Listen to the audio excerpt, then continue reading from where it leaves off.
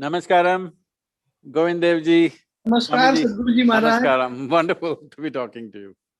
Namaskaram. Really speaking, I am so much excited today that a world teacher like our Sadhguru Ji No, has please. accepted to guide us, and that too on a very short notice.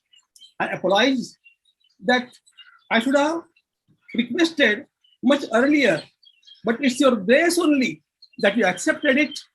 I bow before you my When you're hundreds and hundreds pranams for you. when you're continuing Krishna's work, how can I say no to you?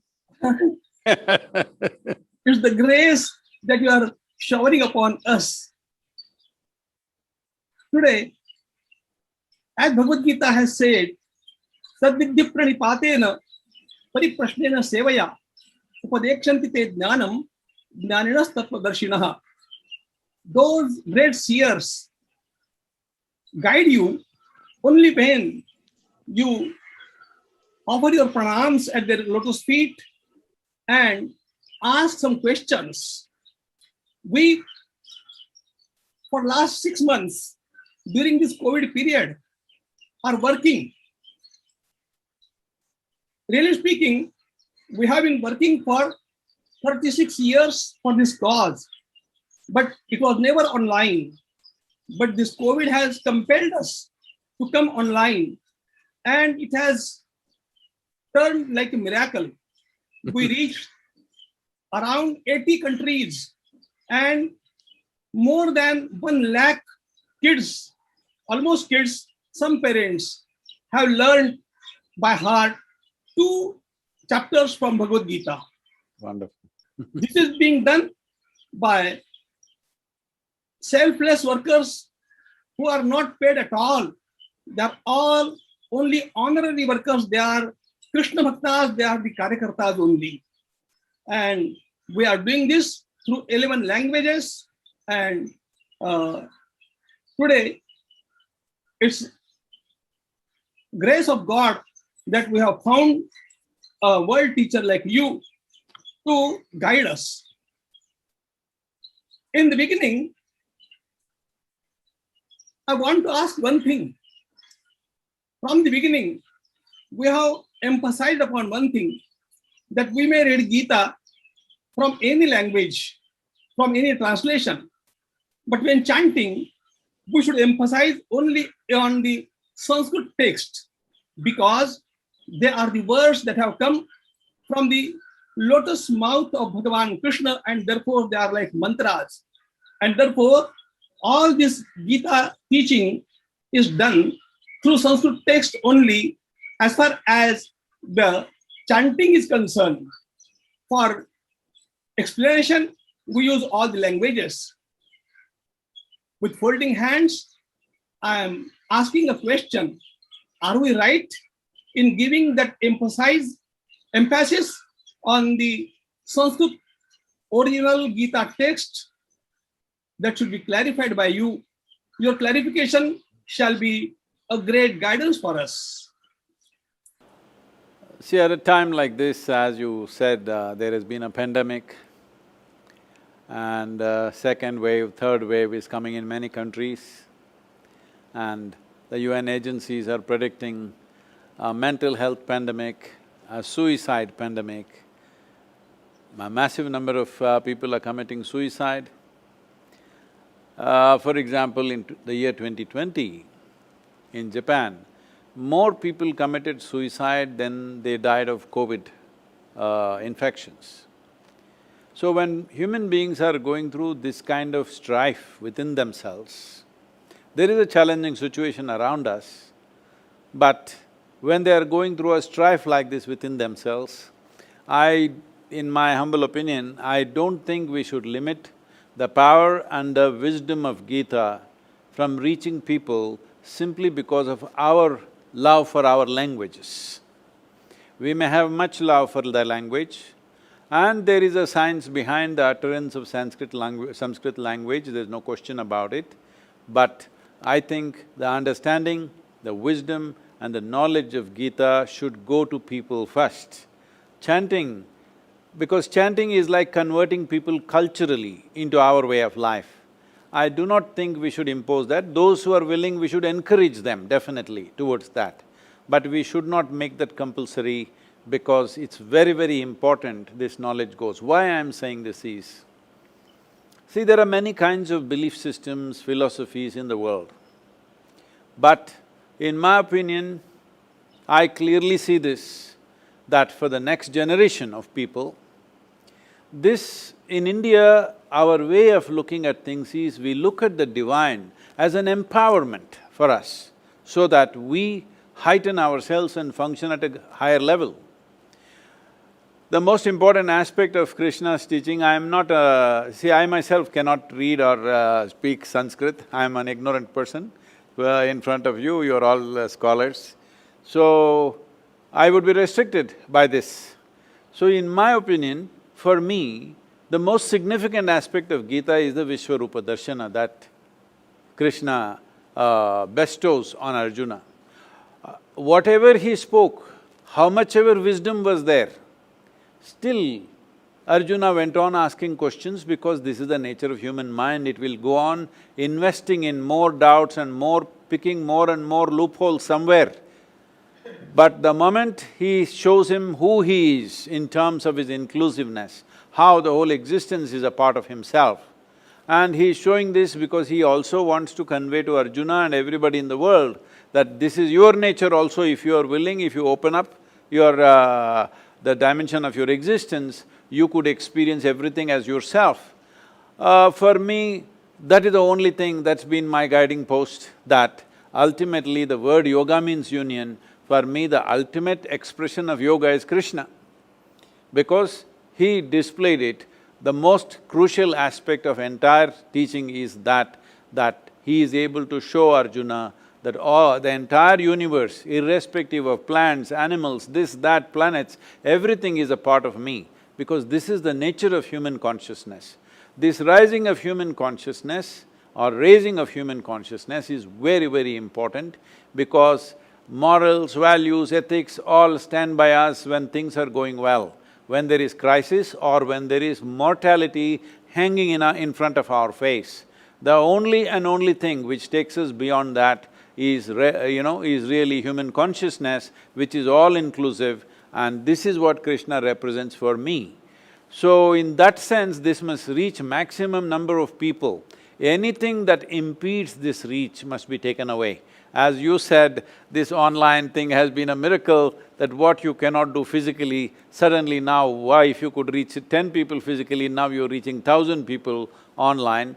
But this can be multiplied in such a way, if you translate this into 30 different languages in the world, you can reach billions of people, and that is more important for me than sticking to the language. Language has its power, language has its significance, but above all, people understanding there is a universal way to exist is more important for me than the language. We shall certainly follow this advice and shall try to reach utmost people. Can I ask one more question? Yes, sir. Today, we want to know what can be the essential message for global youth from Bhagavad Gita. If we want to look at something as a message, I think the most significant message of not just Gita, Krishna's life as a whole is… see, in many ways his life is full of strife. There are so many wars, there are fights, there are people who are extreme levels of evil intentions and actions. So his life in many ways is full of strife and challenges. Our pandemic challenge is nothing compared to the challenges that he faced in his life. So even though all others, the Pandavas, the Kauravas and various other parties who are involved in this drama, they all suffered immensely either because of anger or hatred or anguish or shame, many things happening to everybody. But Krishna was one person who went through this entire serious drama very virulent drama, if you ask me, and a terrible war and everything, with a big smile on his face, playfully. So the most significant aspect of life is to be involved, to be absolutely involved. At no point did he show that I am not involved. At every point, in every small thing and big things, trivial things and significant things, in everything he is involved absolutely, but absolutely playful, unentangled, involved but not entangled. I think this is the most important thing that needs to happen to human beings, particularly the next generation of youth. They must understand involvement does not mean entanglement. You can be absolutely, totally involved in everything in your life, but unentangled. In my understanding, in my experience of life, I think that is the most significant aspect of Krishna and his teaching, because to go through life playfully, to carry life, the most serious aspects of life, lightly in your life, because after all, we are here for a brief amount of time. We are not permanent dwellers here, we are mortal human beings. Today we are there, tomorrow we'll be gone. We need to learn to handle this life lightly, then we will do appropriate things. The moment we get serious about everything, then we become sick. See, at least in India, the way we speak English language, if somebody says, my grandmother is serious, we understand that she is dying. So, if people have become serious, they must understand they are moving away from life towards death. I think most important aspect of Krishna's message is, it's life, life and life. While listening to this reply, I just remembered that our Sadguru Maharaj is himself an example of this. I had always got great respect for Sadhguruji, but it reached its ultimate height when I came to know that he has started the movement for the freedom of Hindu temples in Tamil Nadu. Today, he is involved in the whole movement. We assure that we are all with you, and we desire to start the movement for the whole of India. But at this point, what I remember is Sadhguruji is involved but not entangled in the movement, and therefore he is just setting an example before us, in front of us, for how to live the life. It's a very great message for the global youth. This is a very important thing, because see, the basic infrastructure in this country which kept the Hindu way of life alive, because Hindu way of life is not run by one head somewhere, there is no one belief system, there is no one book, there is no one principle. Everything is entertained and everything is respected and regarded. The variety of spiritual processes, all of it has been respected.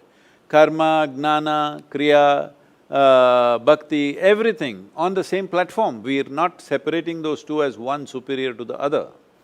But at different times, maybe different things become significant in human evolution. At different times of history and time, certain things become more dominant than the other, that's a different matter. But we have not ever thought this path is superior to that path is superior to this. So in this context, temple infrastructure was the main infrastructure where nobody ever led a prayer or a teaching, but people went there to imbibe that energy. We go to a temple not to pray, but to have darshan. We want to see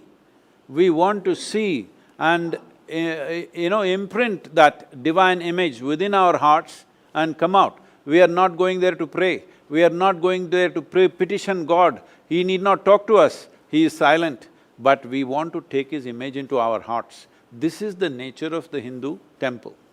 But now, to keep this as a vibrant image, the murti, to keep it alive, there are many processes.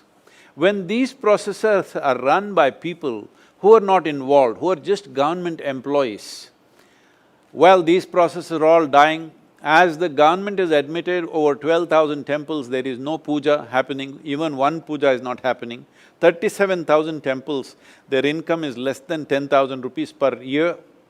And 34 temples, 34,000 temples, there's only one person in the temple doing puja, maintenance, security, everything one person, and he's paid 1,500 rupees, 30 rupees per day, something like that.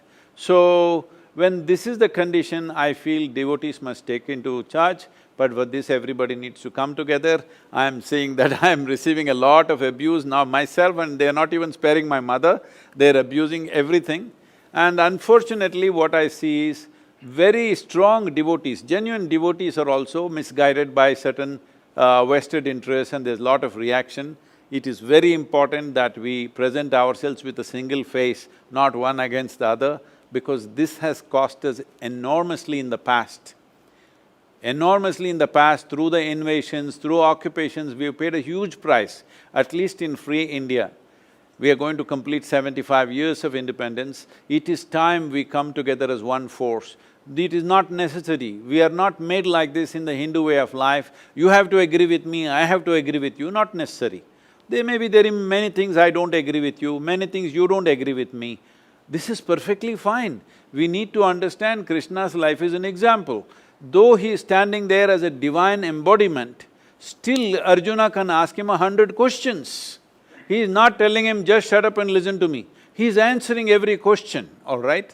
So this is the nature of our culture. It is not necessary we have to agree with each other, but still we must understand the fundamental purpose is same. So we should not go in divergent ways, which unfortunately is happening in the country. I hope we come to our senses and function as one unit, because the demographics of the nation is changing in such a way. At this time, I am not even thinking of my culture, your culture in that sense. I am seeing that this is the only culture which allows seeking for truth. Everywhere else, everything is written down, you either believe it or you're dead kind of attitude. Here, even if God himself comes, we can question him. Where else is it possible that you can question God, you can ask 100 questions to God, where else is it possible? This is the only culture. So I am saying, for future generations, the only thing, the only and only thing that will be relevant for the world's youth for all the youth in the world is this Hindu way of life, not as a religion, not as my culture, you must take it, not like that, but as a teaching, as a guidance. There is no other guidance in the world which is universal and inclusive. Let us keep it inclusive and universal. Let us not make this you versus me, because there is no you versus me. You can worship a stone, I can worship a tree, but both are devotees. This is the nature of our culture, we must keep it that way. Yes, Sadhguruji, our Indian culture has always said, Vasudhaiva Kutumbakam, the world is one family, and therefore nothing is thrust upon anybody. Everybody can have his own way.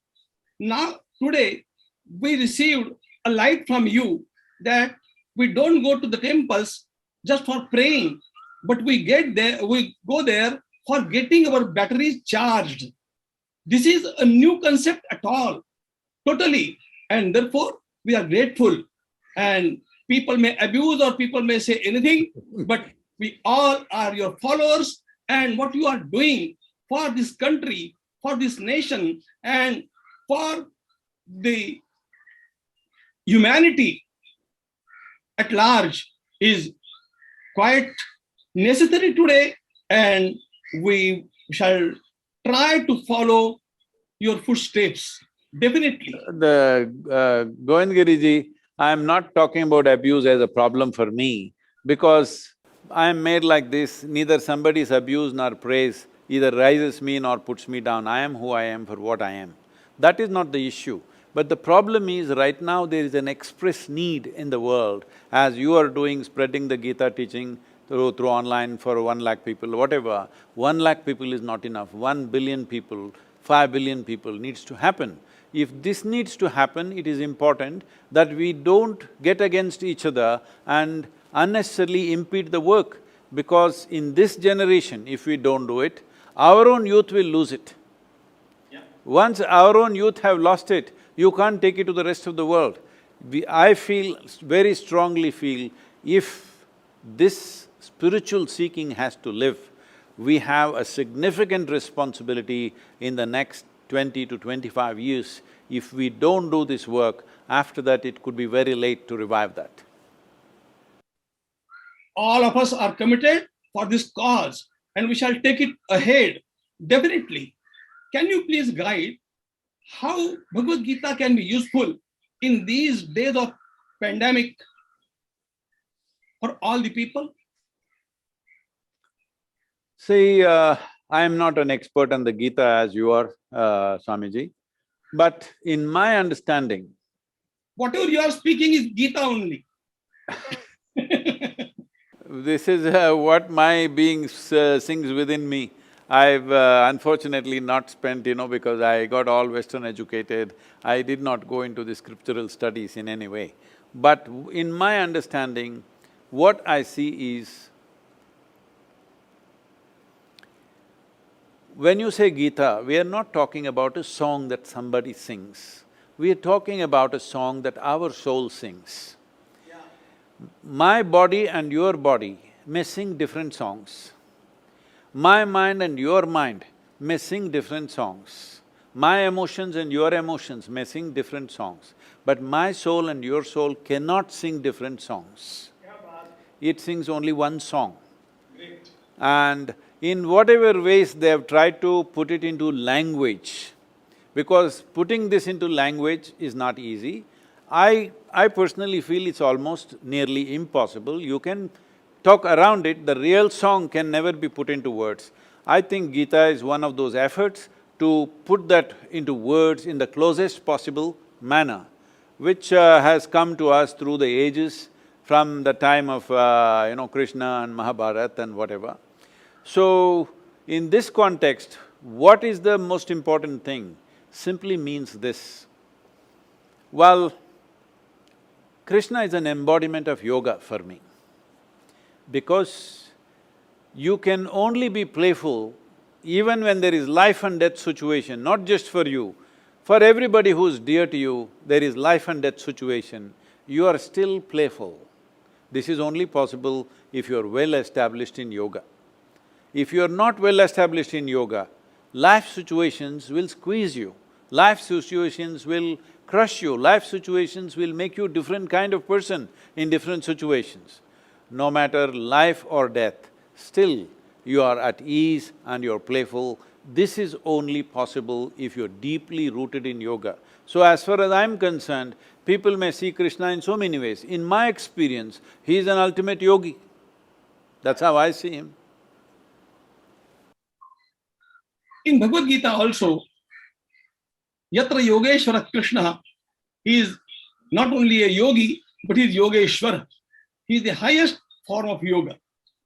And the way you are guiding people, when Sadhguruji was not there in Coimbatore, I had been in the ashram. Oh, really? I'm sorry, Yeah. I didn't know.